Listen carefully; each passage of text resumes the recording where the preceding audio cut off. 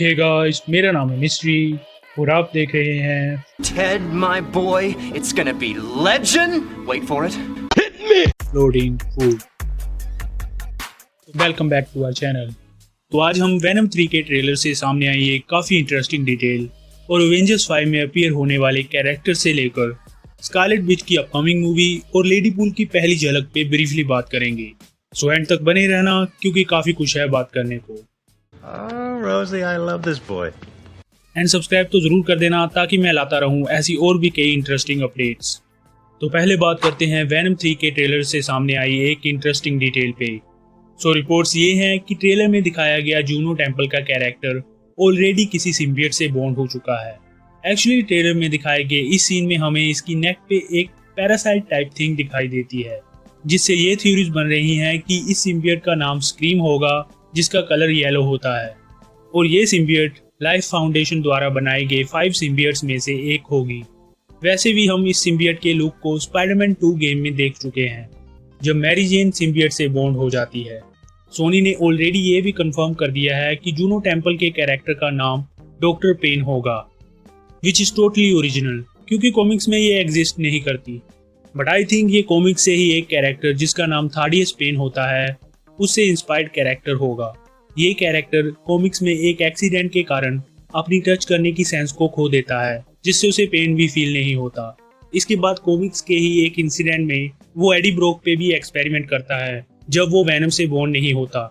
But after some time Eddie and Venom जब दोबारा reunite होते हैं तो वो डॉक्टर पेन से बदला लेने की कोशिश करते हैं, लेकिन उन्हें पता होता है कि इसको दर्द तो होगा ही नहीं, इसलिए फिजिकल टॉर्चर का कोई फायदा नहीं होगा। जिसके बाद वेनम करता ये है कि वो थाडियस पेन के हेड में एंटर करता है और उसके दिमाग से सारा फेनिथिलिन चूस लेता है, जिसका नतीजा ये होता है कि अगर थाडियस पेन को सरवाइव करना है तो उसको ह्यूमन ब्रेन्स को कंज्यूम करने की जरूरत पड़ती है। सो मे बी इस मूवी में जूनो टेम्पल का कैरेक्टर कॉमिक्स के डॉक्टर पेन से इंस्पायर्ड तो होगा बट इसकी स्टोरी बिल्कुल नई डायरेक्शन पे मूव करेगी।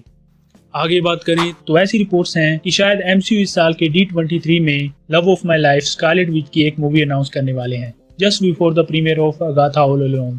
अगर ऐसा होता है तो ये एक स्पॉइलर ही होगा कि मल्टीवर्स ऑफ मैडनेस के इस सीन के बाद भी वोंडा जिंदा है। जहां मैंने अपनी पिछली इस वीडियो में अगाथा की फर्स्ट एपिसोड पे बात करते हुए कहा था कि वोंडा को इसमें डेड दिखाया जाएगा।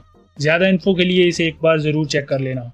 तो इस फर्स्ट एपिसोड के एनालिसिस से और अब इस न्यू मूवी की पॉसिबल अनाउंसमेंट से ये थ्योरी बन रही है कि शायद वोंडा इसीलिए नहीं मरी क्योंकि वो विचेस रोड नाम की लोकेशन पे चली गई है। एक्चुअली कॉमिक्स में ये एक मिस्ट्री लोकेशन होती है जहां जाकर वोंडा केओस मैजिक और विच क्राफ्ट के ट्रू नेचर को डिस्कवर करती है। अगर ऐसा कुछ एमसीयू में होता है तो मेरी वोंडा अभी और पावरफुल हो जाएगी। आगे एक बेहद ही बैड न्यूज़ है एमसीयू फैंस के लिए। तो बैड न्यूज़ ये है कि captain America 4 is not a good movie.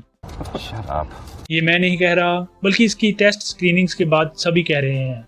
Actually हुआ ये कि इस मूवी की स्क्रीनिंग्स को देख के सभी लोगों का यही रिएक्शन है कि इसका फर्स्ट हाफ काफ़ी बोरिंग था और सेकंड हाफ में जब रेड हल्क अपीयर होता है तो उसका डिज़ाइन भी काफ़ी बैड था।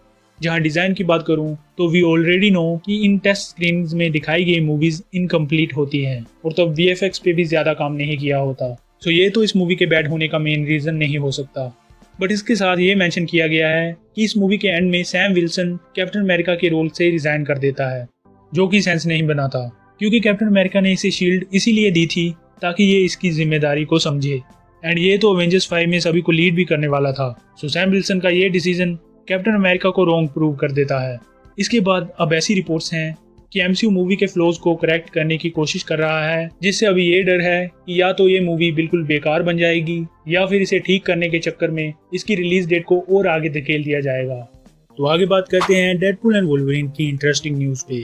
सो कुछ इनसाइडर्स ने ये रिवील किया कि सोनी इज द रीजन जिसके कारण हम इस मूवी में स्पाइडरमैन को नहीं देख पाएंगे, क्योंकि सोनी नहीं चाहता कि स्पाइडरमैन किसी भी R-रेटेड प्रोजेक्ट में अपीयर हो। जहां ऐसा भी बताया जा रहा है कि रायन रेनॉल्ड्स ने पीटर पार्कर के एक कैमियो के लिए रिक्वेस्ट भी की थी बट ये अप्रूव नहीं की गई। ये तो नहीं पता कि ये कौन सा स्पाइडरमैन होने वाला था, बट जैसा कि अब ये क्लियर हो ही चुका है कि इस मूवी में ओल्ड एक्समैन कैरेक्टर्स नजर आ सकते हैं।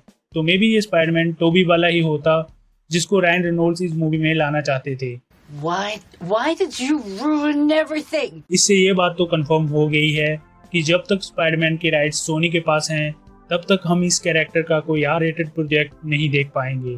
इसके अलावा डेडपूल एंड वुल्वरीन के एक न्यू शो ट्रेलर से काफ़ी कुछ रिवील हुआ है, जिसमें सबसे पहले बात करें तो ट्रेलर के इस सीन में हम एक कैरेक्टर को देखते हैं जो लेडी पूल हो सकती है। ये तो नहीं पता चला कि इसे कौन प्ले करने वाला है, बट रूमर्स ये हैं कि या तो इसे रायन रेनॉल्ड्स की वाइफ ब्लेक लाइवली ही प्ले कर रही होंगी या फिर माई क्वीन टेलर स्विफ्ट हमें इस सूट में नजर आ सकती हैं।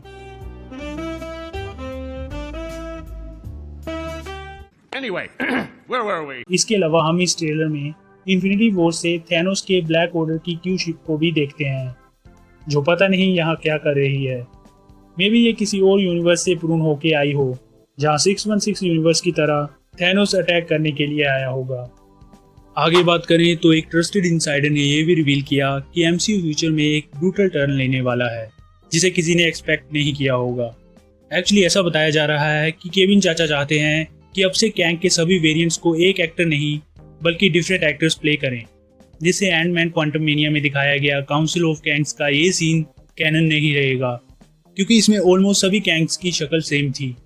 आई थिंक ये एक बढ़िया डिसीजन हो सकता है, जिससे मल्टीवर्सल सागा में हुए इस फकअप को एक न्यू स्पिन मिल जाएगा, जहां मेन थिंग इज दैट कि इन सभी डिफरेंट कैंग्स में काउंसिल एक मेन मैक्सिमम वेरिएंट को चुनेगी, जिसे कैंग प्राइम का नाम दिया जाएगा, और यही बनेगा अवेंजर्स 5 का मेन विलेन। रूमर्स ये भी हैं कि किसी हाई बजट एक्टर को इस कैरेक्टर के लिए कास्ट किया जाएगा। वैसे भी हैवी रिपोर्ट्स ये आ रही हैं कि अवेंजर्स 5 के लिए डेडपूल एंड वुल्वरीन के डायरेक्टर शॉन लेवाई को कंसीडर किया जा रहा है। ऐसा भी सुनने को आ रहा है कि मार्वल ऑलरेडी इनको फाइनल स्क्रिप्ट की एक कॉपी दे चुका है, और अब शॉन लेवाई पे ही निर्भर करता है कि वो इस मूवी को डायरेक्ट करना चाहते हैं या नहीं। इसके अलावा कुछ इनसाइडर्स ने यह भी रिवील किया कि मार्वल अवेंजर्स 5 में लगभग 60 कैरेक्टर्स को लाने वाला है। To give you an idea, अगर इन्फिनिटी वॉर की बात करें तो इसमें टोटल 54 कैरेक्टर थे और एंड गेम में 96। इसीलिए आई थिंक ये आने वाली अवेंजर्स मूवी काफ़ी बड़ी होने वाली है, जिसमें प्रोफेसर हल्क, थोर, डॉक्टर स्ट्रेंज, लोकी, शैंग-ची, नेबुला और गार्डियंस तो लगभग कंफर्म हो ही चुके हैं। कुछ रिपोर्ट्स ऐसी भी हैं कि हम इस मूवी में इन 2 एसगार्डियन ब्रदर्स की रियूनियन भी देख सकते हैं। The sun will shine on us again. इसके अलावा कुछ और कैरेक्टर्स भी हैं जो अवेंजर्स 5 में नजर आएंगे, जिनमें Fantastic Four, new Black Panther Shuri, Namor, symbiote suit में Spiderman, Antman, Wasp, my love Captain Marvel, Hawkeye, She Hulk, Moon Knight और इटर्नल्स के अलावा कुछ और भी सुपर हीरोज होंगे जो यहाँ नजर आएंगे। बट गौर करने की बात यह है कि जिन 60 कैरेक्टर्स की बात करी जा रही है उनमें कैंग के वेरिएंट्स भी होंगे, जिन्हें डिफरेंट एक्टर्स प्ले करेंगे। बट कुछ फैंस इस बात को लेकर वरीड हैं कि इसमें टोबी और एंड्रयू के स्पाइडरमैन नज़र क्यों नहीं आएंगे। वेल आई थिंक हमें ये इस मूवी में नहीं बट सीक्रेट वॉर्स में नज़र जरूर आएंगे with Hugh Jackman's Wolverine and some other memorable characters. इसके अलावा कुछ ऐसी रिपोर्ट्स भी हैं कि सीक्रेट वॉर्स में रॉबर्ट डाउनी जूनियर भी वापस आ रहे हैं। ऐसा कंफर्म तो नहीं है, बट उन्होंने ये ऑलरेडी कह दिया है कि वो वापस आने के लिए तैयार हैं। आई थिंक अगर मार्वल चाहे तो वो इन्हें आर्टिफिशियल इंटेलिजेंस के जरिए आयन हार्ट के मेंटोर के रोल में दिखा सकता है, जैसा कि कॉमिक्स में भी हो चुका है। इसके अलावा इन्हें किसी यूनिवर्स के वेरिएंट के रोल में दिखाया जा सकता है, जहां वो अभी भी जिंदा हैं, क्योंकि किसी और सुपर हीरो ने चुटकी बजा के अपना बलिदान दिया होगा। And that's it. उम्मीद है कि आपको मेरी ये बकर पसंद आई होगी, तो प्लीज़ इसे लाइक ज़रूर कर देना और अपने दोस्तों के साथ शेयर भी ज़रूर कर देना। और मैं ऐसे ही मूवी अपडेट्स और सुपर हीरो न्यूज़ पे अपने चैनल पर वीडियोस डालता रहता हूँ, तो make sure to subscribe my channel and be a part of this journey. Until next time. Dairy! Legendary! मैं कल आऊंगा।